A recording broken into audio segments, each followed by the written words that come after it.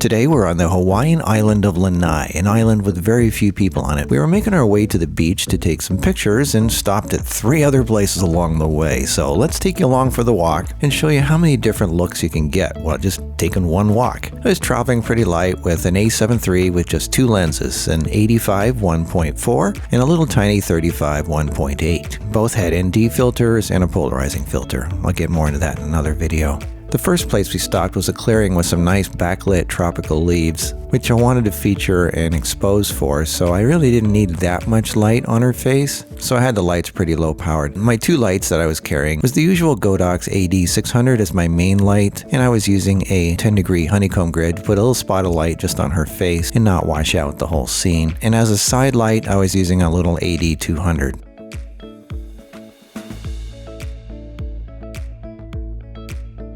When we're walking or hiking, I never use soft boxes or big soft modifiers. It's just too much hassle to take along. I've learned to trust the little basic reflectors that come with these lights, and the light quality is more than good enough for me. I like the way these turned out.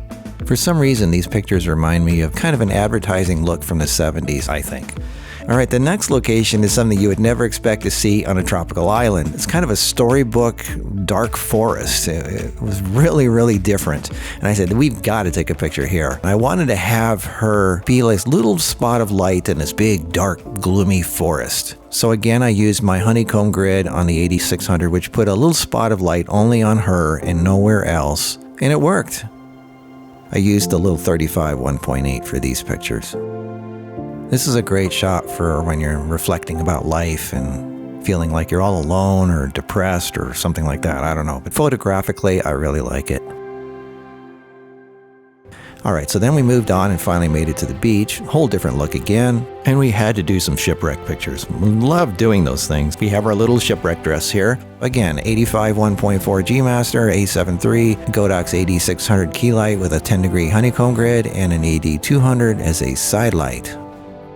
This is another situation where I like having shiny highlights on the face and skin because it makes it look like a scene from a movie where there's like action going on and they don't care what they look like. It's like an old Raquel Welch Western from the 70s. All my references to the 70s, really giving away my age here. It was a cool era though, wasn't it? I love these. These totally look like a scene out of a movie. Okay, and then finally, we put on some white boots in the sand. Those are the same boots we had at the top of the volcano. It's really hard to stand in sand with high heels, so we had her crouching down in the sand. But that's okay, because it looked really cool. I like high contrast pictures. White puffy clouds, dark blue rich sky, and rich skin tones. So that was just one little hike we took. We went to 4 different locations, and this is where it helps to learn to travel light.